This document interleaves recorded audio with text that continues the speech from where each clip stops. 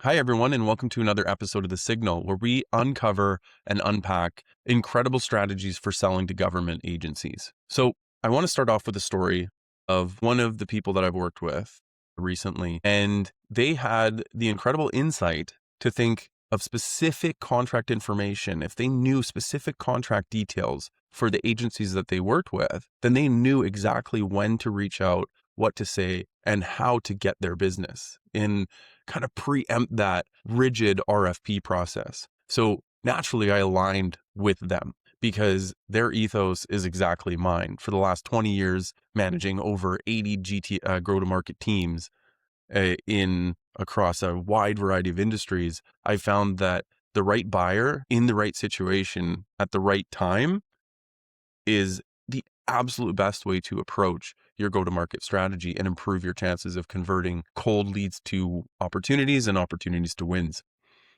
So where our ideas around why we're doing what we do absolutely aligned with these clients, they had a great challenge of spending a lot of resources to get the information.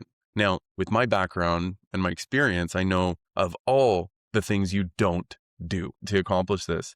And one of those things, I'm going to tell you a little story of how they approached it and what I've tried in the past to try to solve for the same problem. So again, what we're looking for is how do we get information that is not so easy to find on just a database somewhere, just through a Google search on the people you sell to.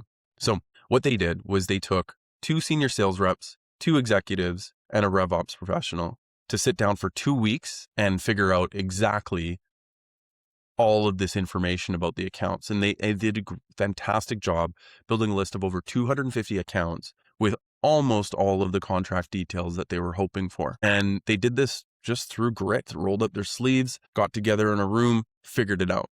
Okay. Now just think about that. Just take a step back. Think of your own executive team. Think of your own sales team. How many of those people have the time to take 2 weeks off just to research the account? Okay. Now, second, think of the salaries. Think of the incentive programs. How much does it cost for each hour each one of those 5 people is spending researching all of that time?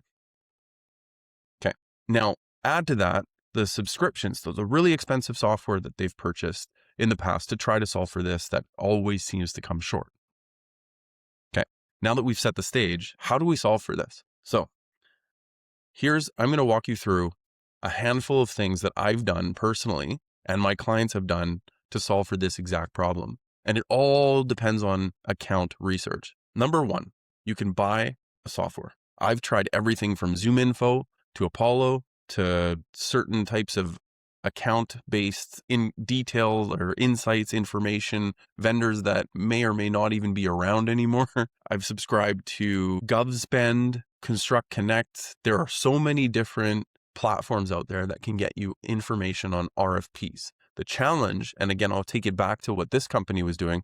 The challenge is that if you're getting information about RFPs that are already out there in the market, 9 times out of 10, you're actually too late. And there's actual industry data out there that proves that your win rate goes down if you're the responder to the RFP versus if you're the incumbent or the company that helped establish the kind of the frameworks or whatnot that end up in that RFP.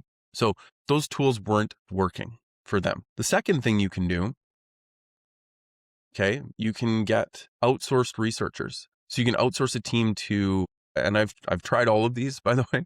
You can outsource a team to Indian call center in the Philippines, in Ukraine, in South America. There are all these pockets around the world of teams who actually dedicate themselves just to do this type of work. And typically for, a North American company, US or Canadian, what have you, the cost structure of these firms seems absolutely like an incredible opportunity.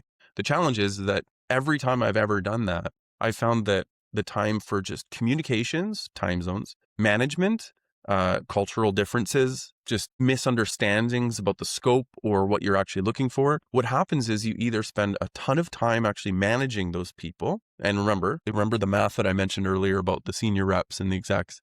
You're spending your high value time making the most out of a lower cost resource. Or, and I've seen this a ton of times too, the data that you get from them is just garbage. I've very rarely come across a team that can provide great data without a ton of me and my team's time. Okay. So thereby negating the low cost, right? You can hire a local intern. So somebody that works for you in your office or on your team, and you can take the 1 to 3 months to ramp up that intern to get them to a point where they're finding the right information, they're efficient. But then guess what? Internships aren't forever. Typically they last 4 to 6 months. So you take literally half or more than half of the time just to ramp up that person, just to get to a point where they're ready. And then what? They leave. And they might leave because that's just what the internship states. So it says it's a 4-month internship, it's a 6-month internship, or it's not the work that everybody loves. People don't really like doing research that much. So what they do is they look at it, well, I'd rather be a salesperson, I'd rather be a marketer. So I'm going to leave this for a role somewhere else as soon as they get good at it. So you barely get any actual productive time. The next is you get sales reps to do it themselves. So this is what the company that I mentioned do. Again, let's go back to that math. We're talking $90 plus an hour for a senior person to take time out of their day, that high value selling time, that high value marketing time to do account research. Now, what does that do? It immediately takes them back to that concept of, well, there has to be a software for this. And then we go through that whole problem again. So the only way that I've actually found to be effective is to get SDRs, if your organization has SDRs, sales development reps or business development reps, to actually research accounts and build their own lists.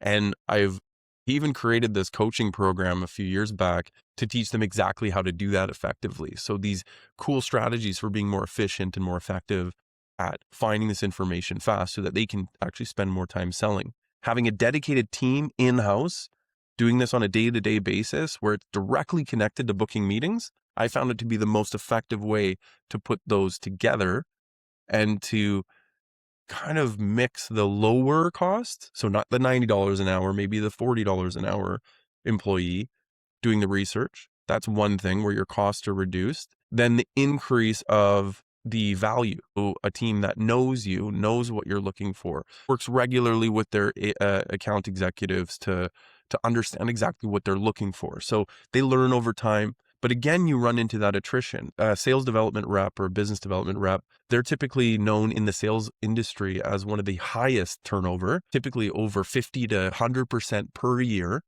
for turnover. So again, it goes back to that intern problem where you only have these people for so long before they want to move up, whether that's with you or another company. This is not sustainable. You don't have that consistency, right?